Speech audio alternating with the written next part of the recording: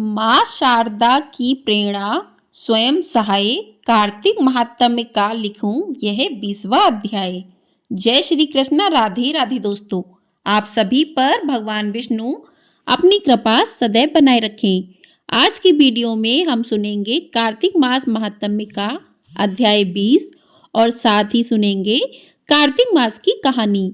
तो आप सभी लोग हमारे साथ जुड़े रहिएगा और वीडियो को पूरा जरूर देखिएगा। और यदि आपको वीडियो पसंद आए तो वीडियो को लाइक भी अवश्य कर लीजिएगा। तो आइए अब सुनते हैं कार्तिक स्नान की इल्ली और घुन की कहानी। एक समय एक इल्ली और एक घुन थे। एक दिन इल्ली ने घुन के सामने कार्तिक स्नान की इच्छा जताई, लेकिन घुन ने कार्तिक स्नान के लिए मना कर दिया। इसके बाद इल्ली ने तो राजा की बेटी के पल्ले से लगकर कार्तिक स्नान कर लिया, पर घुन जीवन में कोई धर्म नहीं कर पाया। कुछ समय बाद दोनों की मौत हो गई। कार्तिक स्नान के प्रभाव से इल्ली तो अगले जन्म में राजा की बेटी के रूप में जन्मी, पर घुन अधर्मी होने पर गधा बना। बड़ी होने पर जब राजा ने अपनी कन्या का विवाह किया तो ससुराल जाते समय उसने अपनी पालकी रास्ते में ही रुकवा ली।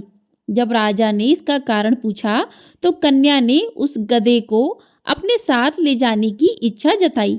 तब राजा ने कहा, ये मत ले, चाहे और धन दौलत ले ले। पर कन्या ने गधे की ही जिद की थी। उसे अपने साथ ले गई, जहां उसे राजमहल में सीढ़ियों के पास बांध दिया। अब जब भी रानी महल से नीचे उतरती तो वह गधे से पिछले जन्म की बात करती, जिसे एक बार उसकी देवरानी ने देख लिया।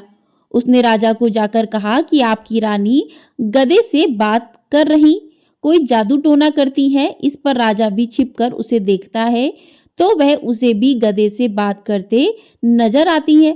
यह देखकर वह क्रोध से भरकर अपनी तलवार निकाल लेता है और रानी से पूछता है कि बता तू ये क्या जादू टोना कर रही है।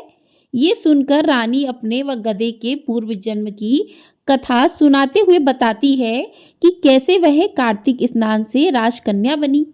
कार्तिक स्नान का महत्व जानकर इसके बाद राजा ने भी रानी के साथ कार्तिक स्नान करने का फैसला किया, जिसके बाद विधि पूर्वक कार्तिक स्नान करने पर राजा का महल धन धान्य से भर गया। कार्तिक स्नान का पानी गधे पर डालने पर उसका भी मोक्ष हो गया। बोलिए कार्तिक भगवान ने की जय। तो इस प्रकार से आज की इल्ली और घुन की कहानी पूर्ण हुई। बोलिए विष्णु भगवान की जय। आइए अब सुनते हैं आज का अध्याय।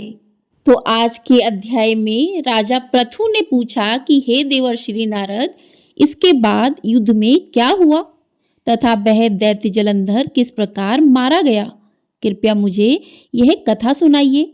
नारद जी बोले कि जब गिरिजा वहां से अदृश्य हो गई और गंधर्वी माया भी विलीन हो गई, तब भगवान वृषभ ध्वज चैतन्य हो गए। उन्होंने लौकिकता व्यक्त करते हुए बड़ा क्रोध किया और विस्मित मना जलंधर से युद्ध करने लगे।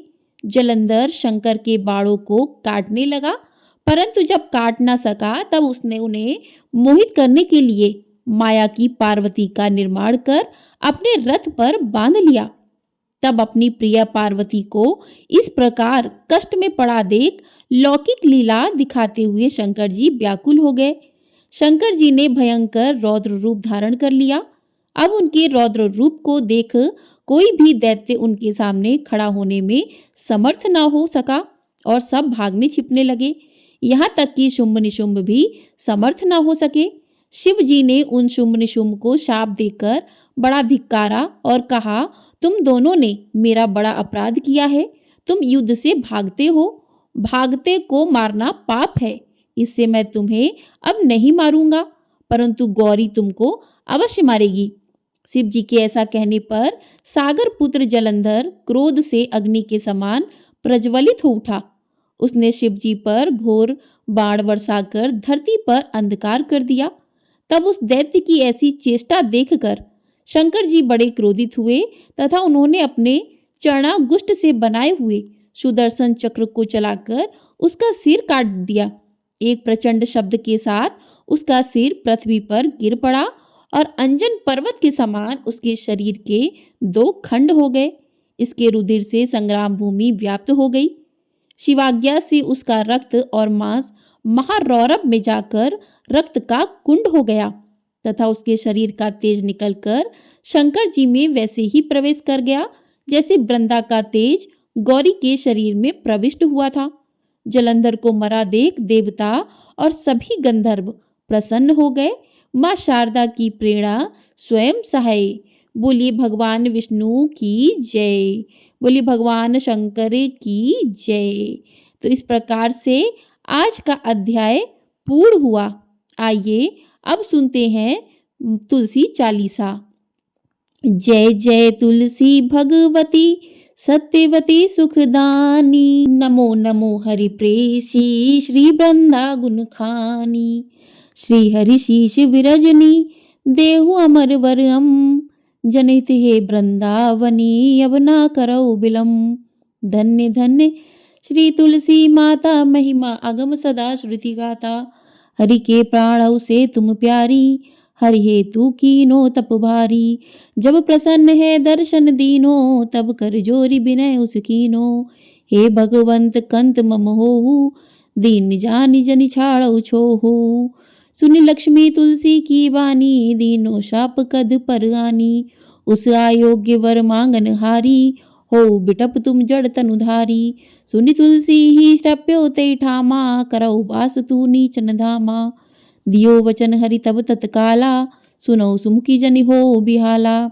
समय पाई ब्योरो पाति तोरा, पूजियो आस वचन सत मोरा। तब गोकुल मह गोप सुदामा, तासु भई तुलसी तुवामा। कृष्ण रास लीला के माही, राधे शक्यो प्रेम लखी नाही। दियो श्राप तुलसी तत्काला, नर लोकई तुम जन्मो वाला। यो गोप वह दानव राजा, शंखचूड़ नामक सिर ताजा। तुलसी भई तासु की नारी, परम सती गुण रूप अगारी। असदय कल्प बीत जब गयु, कल्प तृतीय जन्म तब भयु। वृंदा नाम भयो तुलसी को, असुर जलंधर नाम पति को। करियति द्वंद अतुल बल धामा, लीना शंकर से संग्राम। जब निज सैन्य सहित शिव हारे, मरई न तब हर हरई पुकारे। पतिव्रता वृंदा थी नारी, को न सके पथई संहारी। तब जलंधर ही भेष बनाए, वृंदा ठिंग हरि पहुँच्यो जाई।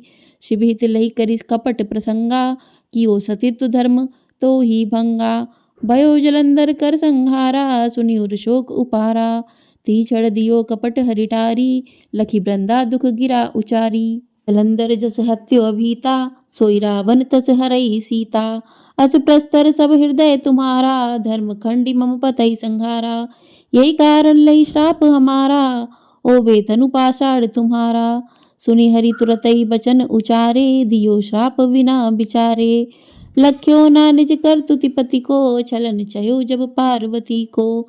जड़मति तू अस हो जड़ रूपा, जग में तुलसी बिटप अनुपा। दग्ध रूप हम शाली ग्रामा, नंदी गाड की बीच ललामा। जो तुलसी दल हमई चढ़इए, सब सुख भोगी परम पद पई है। बिनु तुलसी हरि जलत शरीरा, अतिशय उठत शीश उर्पीरा। जो तुलसी दल हरि शिर धारत, जो सहस्त्र घट अमृत डारत। तुलसी हरि मन रंजनिहारी, रोग दोष दुख भंजनिहारी। प्रेम सहित हरि भंजनत निरंतर, तुलसी राधा में नहीं अंतर। व्यंजन हो 56 प्रकारा, बिनु तुलसी दल ना हरहि प्यारा।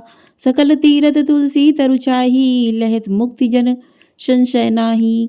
कवि सुंदर इक हरि गुण गावत, तुलसी निकट सहस गुण पावत।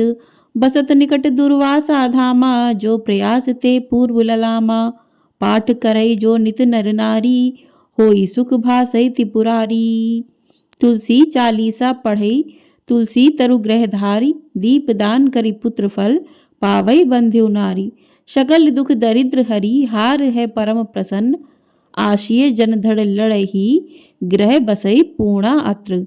लाही अभिमत फल जगत, मन लाही पूर्ण सब काम। जेहि दल अर्पहि तुलसी, तह सहस बसई हरि राम। तुलसी महिमा नाम लख, तुलसी सूत सुखराम। मानस चालीसा रच्यो, जगमहम तुलसीदास। बोलिए तुलसी मैया की जय। आइए अब करते हैं तुलसी माता की आरती। जय जय तुलसी माता मैया जय तुलसी माता, सब जग की सुखदाता सबकी वरदाता। जय जय तुलसी माता। सब योगों से ऊपर सब रोगों से ऊपर, रज से रक्षा करके सबकी भवत्राता। जय तुलसी माता। बटुपुत्री है श्यामा शूरवल्ली है ग्राम्या, विष्णु प्रिय जो नर तुमको सेवे सो नर तर जाता। जय जय तुलसी माता। हरि के शीश विराजत त्रिभुवन से हो वंदित, पतित जनों की तारणी तुम हो विख्याता। जय जय तुलसी माता। लेकर जन्म विजन में आई दिव्य भवन में, मानव लोक तुम्ही से सुख संपत्ति पाता। जय जय तुलसी माता। हरि को तुम अति प्यारी श्याम वरण सुकुमारी, प्रेम अजब है उनका तुमसे कैसा नाता। हमारी विपत हरो तुम कृपा करो माता। जय जय तुलसी माता मैया जय तुलसी माता, सब जग की सुखदाता सबकी वरदाता। जय जय तुलसी माता। बोली तुलसी मैया की जय। बोली भगवान विष्णु की जय। तो इस प्रकार से आज की कहानी पूर्ण हुई और माता तुलसी की आरती और चालीसा पूर्ण हुआ। आपको यदि ये वीडियो पसंद आई है तो वीडियो को लाइक शेयर, चैनल को सब्सक्राइब अवश्य कर लीजिएगा। आपको हमारे चैनल पर कार्तिक मास महात्म्य के अध्याय प्रतिदिन सुनाए जा रहे हैं। यदि आपने पिछले अध्याय नहीं सुने हैं तो आप लोग उनको भी सुन सकते हैं और आगे आने वाली एकादशी की कथा भी सुनाई जाएगी। तो चैनल को सब्सक्राइब करके कमेंट बॉक्स में जय श्री कृष्णा राधे राधे अवश्य लिखिएगा। जय श्री कृष्णा राधे राधे।